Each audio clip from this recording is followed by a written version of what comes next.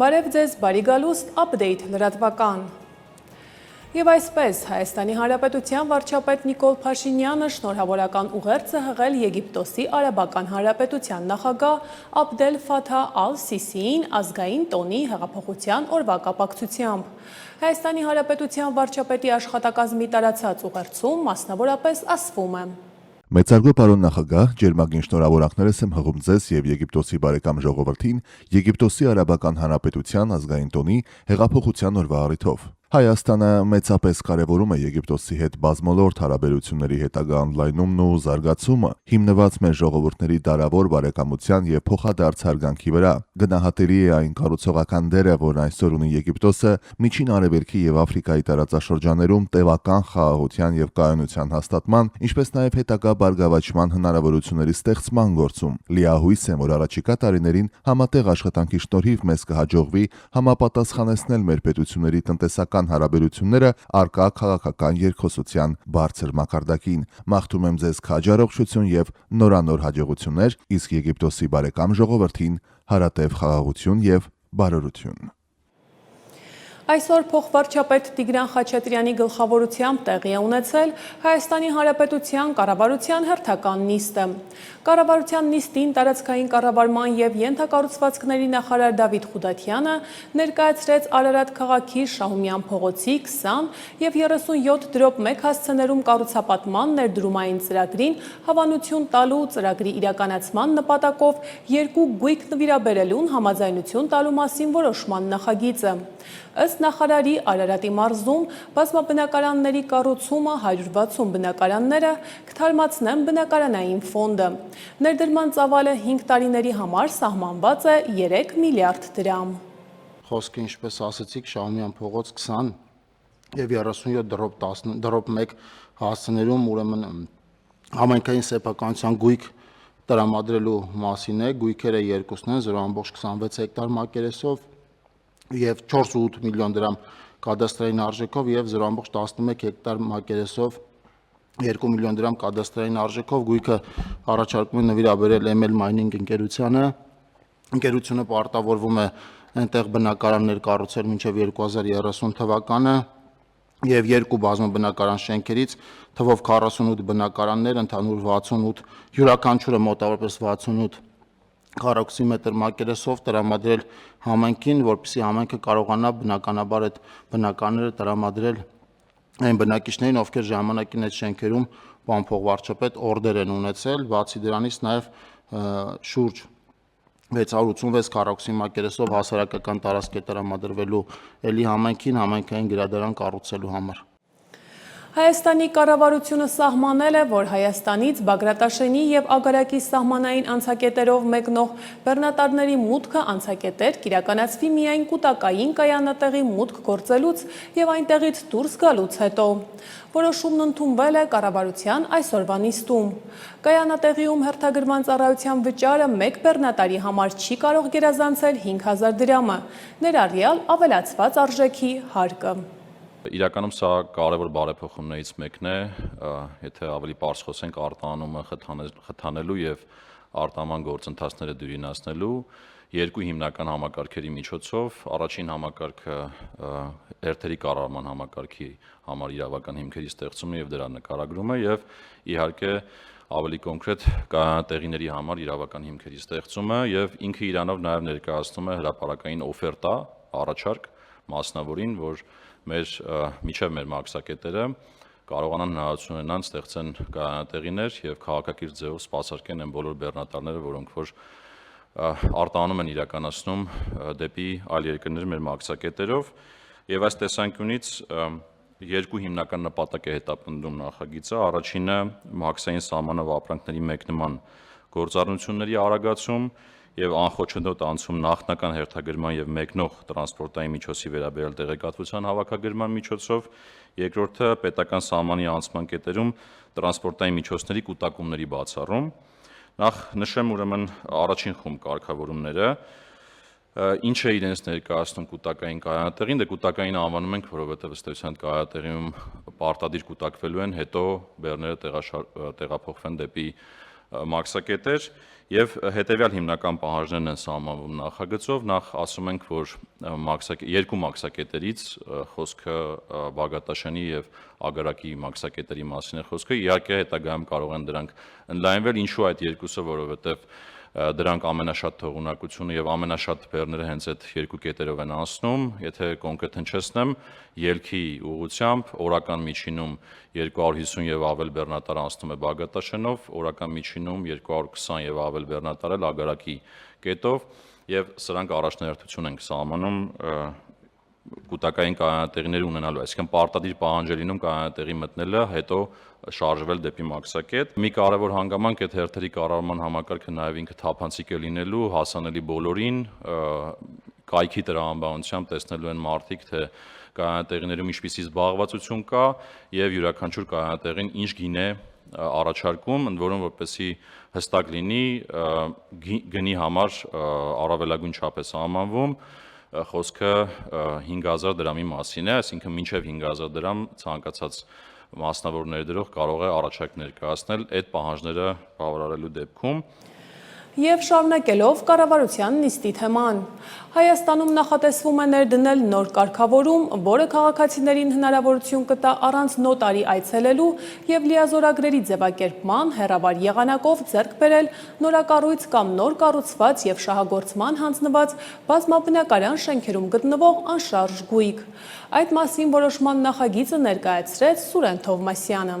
Ներկայդրությամբ, եթե մենք ցանկություն ունեինք նմանատիպ պայմանագիր վավերացնել, ապա քաղաքացին, կամ ոչ քաղաքացին, ովքեր որ ունեն իրավունք համապատասխան անշարժ գույքը ձեռք բերելու, կամ պետք է գտնվեին Հայաստանի Հանրապետությունում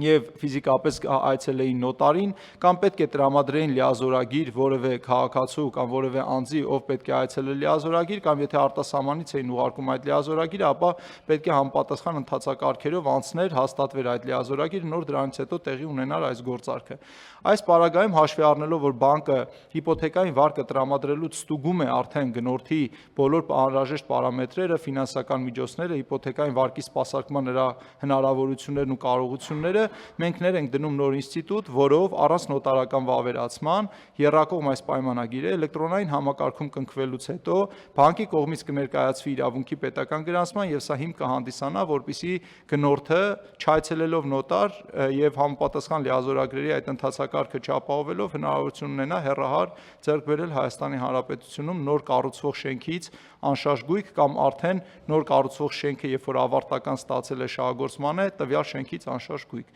Բովանդակային առումով նախագիծը սրա վերաբերյալ է։ Հայաստանի Հանրապետության նախագահի աշխատակազմը անդրադարձել է լրատվամիջոցներում տարածված հրապարակմանը, որ նախագահ Վահագն Խաչատուրյանի ինքնազգացողությունը վատացել է, ինչի հետևանքով նա նախաինֆարկտային վիճակով տեղափոխվել է Նայիրի բժշկական կենտրոն։ Հայաստանի Հանրապետության նախագահի աշխատակազմից պարզաբանում են, որ Վահագն Խաչատուրյանը Նայիրի բժշկական կենտրոնում պարզապես անցել է պլանային բուժզննում, ինչից հետո վերադարձել է բնականոն աշխատանքի։ Հայաստան խմբակցության ղեկավար է ընտրվել Աննա Գրիգորյանը, իսկ խմբակցության քարտուղար Արտուր Խաչատրյանը։ Այս մասին հաղորդագրություն է տարածել Հայաստան դաշինքը։ Նշվում է, որ Հայաստան դաշինքի առաջնորդ Հայաստանի երկրորդ նախագահ Ռոբերտ Քոչարյանի գլխավորությամբ տեղի է ունեցել խմբակցության անդամների հանդիպում, որի ընթացքում քննարկվել են առաջիկա անելիքները։ Ուժեղ Հայաստան կուսակցության ընտրական ցուցակը գլխավորող Նարեկ Կարապետյանի նկատմամբ որպես խափանման միջոց ընտրվել է բացակայելու արգելք եւ 1 միլիարդ դրամ գրավ։ Ավելի վաղ պարզ էր դարձել, որ դատախազը հանրային քրեական հետապնդում է հարուցել Ուժեղ Հայաստան կուսակցության ընտրական ցուցակը գլխավորող Նարեկ Կարապետյանի նկատմամբ։ Քրեական օրենսգրքի 236-րդ հոդվածի երկրորդ մասով հավաքներին մասնակցելու նպատակով նյութապես շահագրգռելու եւ 296-րդ հոդվածի 3-րդ մասի 3-րդ կետով, առանձնապես խոշոր չափերով փողերի լվացում կատարելու հատկանիշներով։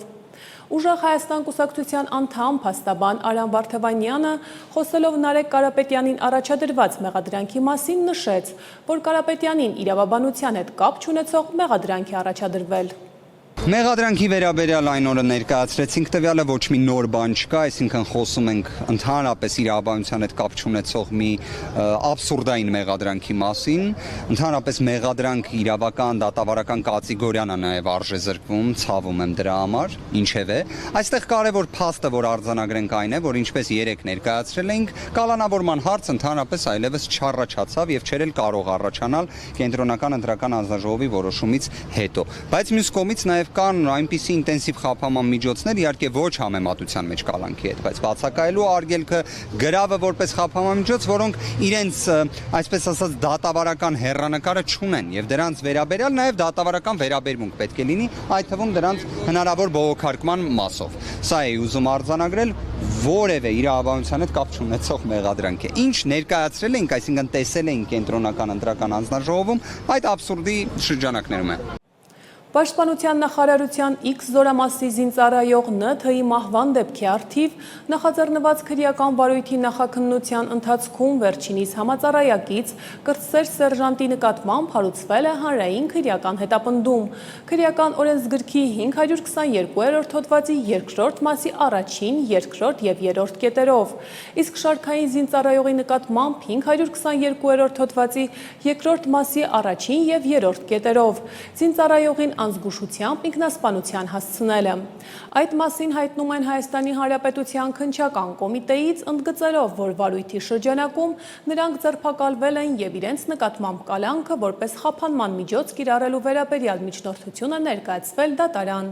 Ավելի վաղ քննչական կոմիտեի մամուլի քարտուղար Կիմա Ավդալյանը հայտնել էր, որ հուլիսի 21-ին արձանագրված Պաշտպանության նախարարության X զորամասի զինծառայողի մահվան դեպքի առթիվ նախաձեռնվել է քրեական վարույթ։ Հայաստանի ներքին գործերի նախարար Արփինե Սարգսյանը հուլիսի 22-ին այցելել է ներքին գործերի նախարարության Շիրակի մարզի հաշվառման քննական բաժին։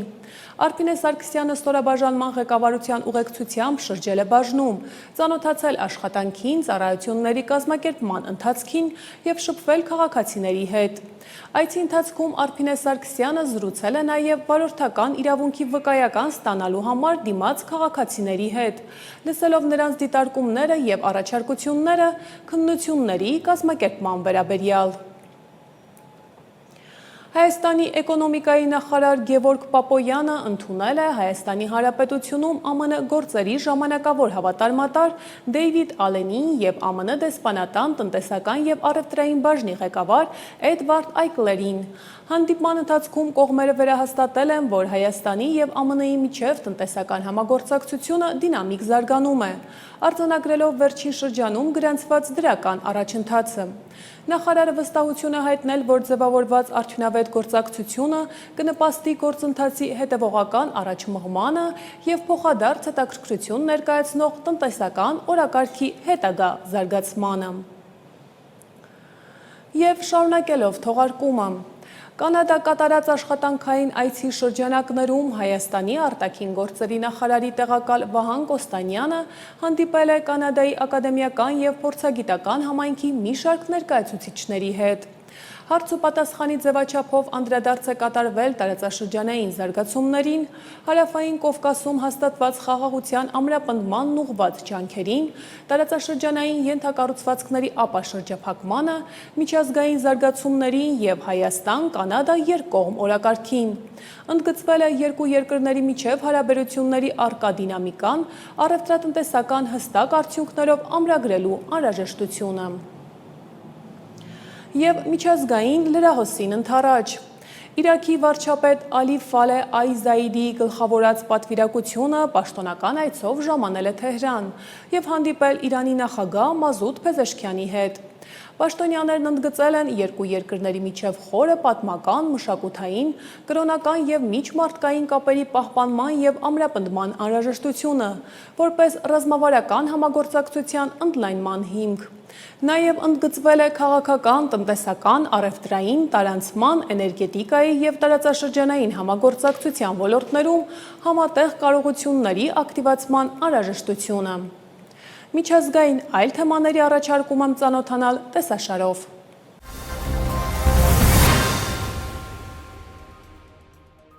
Միացյալ Նահանգների պետքարտուղար Մարկո Ռուբիոն մանրամասները հայտնել Ֆիլիպինների մայրաքաղաքում Ռուսաստանի արտաքին գործերի նախարար Սերգեյ Լավրովի հետ հուլիսի 23-ին տեղի ունեցած հանդիպման վերաբերյալ։ Նախարարական հանդիպման շրջանակում այսօր հանդիպեցի Ռուսաստանի արտաքին գործերի նախարար Սերգեյ Լավրովի հետ։ Քննարկեցինք ԱՄՆ-Ռուսաստան հարաբերությունները եւ Ռուսաստանի եւ Ուկրաինայի միջև պատերազմին վերջ տալու անհրաժեշտությունը, գրել է Ռուբիոն X-ի իր էջում։ Ռուսական ԶԼՄ-ներն ավելի վաղ հայտնել էին, որ արտաքին քաղաքական գերատեսչությունների ղեկավարների միջև հանդիպումը տեղի ունեցել ամերիկյան կողմի նախաձեռնությամբ։ Ուկրաինայի նախագահ Վլադիմիր Զելենսկին եւ ԱՄՆ հատուկ բանագնացներ Սթիվեն Ուիթքոֆը եւ Ջարեդ Քուշները հեռախոսազրույց են ունեցել, քննարկելով ավելի ակտիվ դիվանագիտական գործընթացի հնարավորությունները, Ռուսաստանի հետ ավելի քան 4 տարի շարունակվող պատերազմը ավարտելու համաձայնության հասնելու նպատակով։ X սոցիալական ցանցում արված գրառման մեջ Զելենսկին դրական է գնահատել տեղի ունեցած զրույցը։ Ավելի ուշ իր գիշերային տեսաուղերձում Ուկրաինայի նախագահը հայտնել է, որ զրույցին մասնակցել են նաև ուկրաինական մի շարք բարձրաստիճան պաշտոնյաներ, այդ թվում աշխատակազմի ղեկավար Կիրիլո Բուդանովը եւ գլխավոր բանակցող Ռուստեմ Ումերովը։ Նա նաև հայտնել է, որ Կիևում հանդիպել է ՆԱՏՕ-ում ԱՄՆ դեսպան Մեթյու Ուիթաքերի հետ։ Քննարկումների հիմնական թեմաներից մեկը եղել է Պատրիոտ հակաօդային պաշտպանության համակարգերի արտադրության լիցենզավորումը, ուկրաինական քաղաքները հրթիռային հարձակումներից պաշտպանելու նպատակով։ Ողջունում եմ Ռուսաստանի դեմ պատժամիջոցների 21-րդ փաթեթի շուրջ ձեռք բերված համաձայնությունը։ Այս մասին X-ի էջում գրել է Եվրահանձնաժողովի նախագահ Ուրսուլա ֆոն դեր Լայենը։ Մենք մեր գործարքների արգելքի ցանկին ենք ավելացնում ռուսական եւս 32 բանկ, ինչպես նաև կրիպտոընկերություններ եւ նավթ-առևտրային հարթակներ։ Նավթի գների սահմանափակման ճշգրտման սառեցում 1 տարով, որպիսի Ռուսաստանի ռազմական մեքենան չօգտվի շուկայական ցնցումներից։ Առաջին անգամ մենք թիրախավորում ենք Ռուսաստանի ստվերային նավատորմին աջակցող նավերը, եւ մենք կարևոր քայլ կատարեցինք դեպի ռուս զինծառայողների Եվրամիության մուտքի պաշտոնական արգելքը, գրել է ֆոն դեր Լայենը։ Նշենք, որ ավելի վաղ Եվրոպական խորհրդի նախագահ Անտոնիո Կոշտան հայտնել էր, որ Եվրամիության հակառուսական սահմանափակումների նոր փաթեթը շոշափում է էներգետիկայի, ֆինանսական ծառայությունների, առևտրի եւ կրիպտոարժույթների ոլորտները։ Հորդանանի փոխվարչապետ արտաքին գործերի նախարար Այման Սաֆադին հեռախոսազրույց է ունեցել Սաուդյան Արաբիայի արտաքին գործերի նախարար Արքայազան Ֆեյսալ բին Ֆարհան Ալ-Սաուդի հետ եւ մտքեր փոխանակել տարածաշրջանային զարգացումների վերաբերյալ։ Այս մասին հայտնում է Հորդանանի արտաքին գործերի նախարարությունը։ Նախարարները քննարկել են տարածաշրջանային զարգացումները եւ Արաբական ծոցում ու Կարմիր ծովում լարվածության թուլացման եւ ծովային նավարկության ազատության ապահովման ուղղությամբ ձեռնարկվող ջանքերը, նշվել է հայտարարության մեջ։ Կողմերը նաեւ քննարկել են տարածաշրջանում անվտանգության եւ կայունության ամրապնդմանն ուղղված դիվանագիտական ջանքերի համակարգման վերաբերյալ հարցեր։ ԱՄՆ զինված ուժերն ավարտել են Իրանի դեմ 12-րդ գիշերն անընդմեջ իրականացվող հարվածների ալիքը։ Այս մասին հայտնել է ԱՄՆ կենտրոնական հրամանատարությունը։ Թիրախների թվում են եղել Իրանի ռազմածովային կարողությունները, հրթիռների եւ անօդաչու թռչող սարքերի պահեստները, առափնյա դիտարկման կետերը եւ հակաօդային պաշտպանության միջոցները։ Այս հարվածներն ավելի են սահմանափակում Իրանի հնարավորությունները, հարձակումներ իրականացնելու քաղաքացիական նավաստիների եւ առևտրային նավերի նշվում է X-ում կենտրոնական հրամանատարության հայտարարությունում։ Կենտրոնական հրամանատարությունը նաև հայտնել է, որ Իրանի նավահանգիստների շրջափակումը վերսկսելուց հետո վերաուղղորդել է 9 առևտրային նավ, ինչպես նաև շարքից դուրս է բերել 1-ը։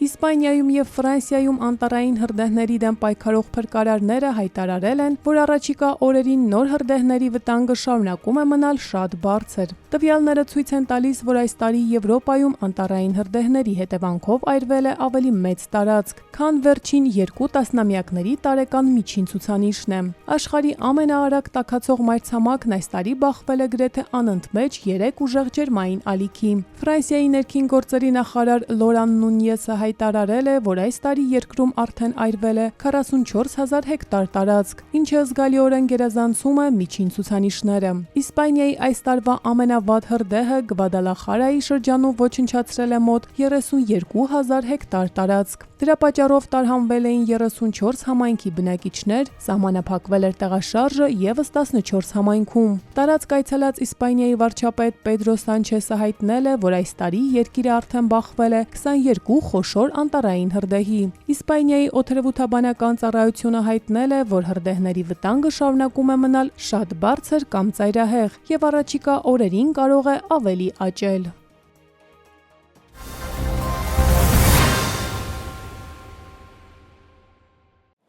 Շարունակենք թողարկումը։ Հայաստանի Հանրապետության պետական եկամուտների կոմիտեն օրերս բացահայտել է շուրջ 619 միլիոն դրամի ստվերային շրջանառություն և 340 միլիոն դրամի աշխատավարձի թերհայտարարագրման դեպք, պատմում է տեսանյութը։ Պետական եկամուտների կոմիտեի հետաքննության և օպերատիվ հետախուզության վարչությունը հետամուտ լինելով ստվերային շրջանառության դեմ ուղղված պայքարի օրենքով իրեն վերապահված գործառույթների անշեղ կատարմանը օրերս բացահայտել է շուրջ 619 միլիոն դրամի ստվերային շրջանառություն և 340 միլիոն դրամի աշխատավարձի թերհայտարարագրման դեպք։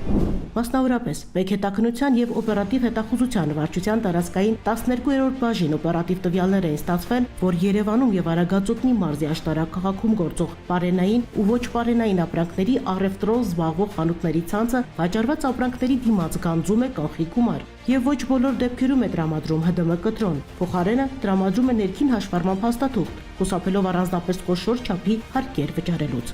Ստացված օպերատիվ տվյալներն իրացնելու նպատակով ձեռնարկված համակողմանի և մեծածավալ օպերատիվ հետախուզական միջոցառումների արդյունքում այդ տվյալները հաստատվել են։ Ձեռք են բերվել փաստական տվյալներ և հանգամանքներ այն մասին, որ 2023 թվականի հուլիսի 1-ից մինչև 2025 թվականի հունիս ամսվա 30 ընկած ժամանակահատվածում սահմանափակ պատասխանատվությամբ ընկերության կողմից թաքցվել է շուրջ 619 միլիոն դրամի իրացման շրջանառություն, իսկ վարձու աշխատողներին վճարված աշխատավարձը և դրան հավասարեցված այլ վճարումները պակաս է հաշվարկվել շուրջ 340 միլիոն դրամի չափով։ Արդյունքում ընկերության կողմից չհաշվարկված և չվճարված հարկային պարտավորությունների ընդհանուր գումարը կազմել է շուրջ 260 միլիոն ՀՀ դրամ։ Դեպքի հարթիվ հաղորդում է ներկայացվել Հայաստանի Հանրապետության քննչական կոմիտեի տնտեսական հանցագործությունների և մաքսանենգությունների քննության գլխավոր վարչություն, որտեղ նախաձեռնվել է քրեական վարույթ։ Հանրածախ առևտրով զբաղվող հարկվճարողներին տեղեկացնում ենք, որ գործող իրավախախտումների համաձայն վաճառքից գանձված գումարների մուտքագրումը հսկի ջրամարկային մեքենա պարտադիր է։ Ընդ որում նշված պահանջի պարբերաբար չկատարումը կարող է վկայել նաև Հայաստանի Հանրապետության քրեական օրենսգրքով նախատեսված հանցագործությունների մասին։ Ուստի պետական եկամուտների կոմիտեն հորդորում է ձեռնարկատիրական գործունեությամբ զբաղվող անձանց ընդունելի գիտություն օրենքի պահանջը և չկատարել ապօրինություններ ու քաղաքացիներին տրամադրել ՀԴՄ կտրոններ, այլ ոչ թե ներքին հաշվառման փաստաթղթեր։ Ոստիկանները հայտնաբերել են քրեական օրենսգրքի մի շարք հոդվածներով մեղադրանքներով հետախուզվողին։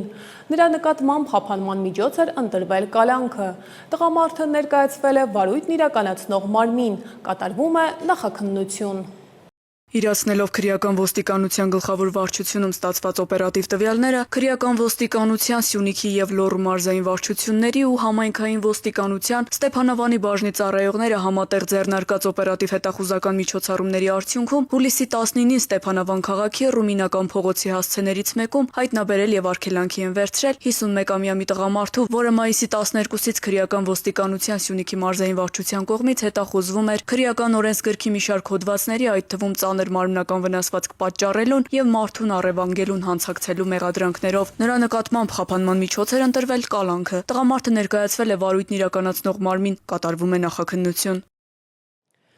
Մայրաքաղաքում տրանսպորտային հոսքերի անցանելիությունն ավելացնելու նպատակով հուլիսի 23-ից երթևեկության կազմակերպման փոփոխություն կկատարվի Սայաթ Նովայի պողոտայում։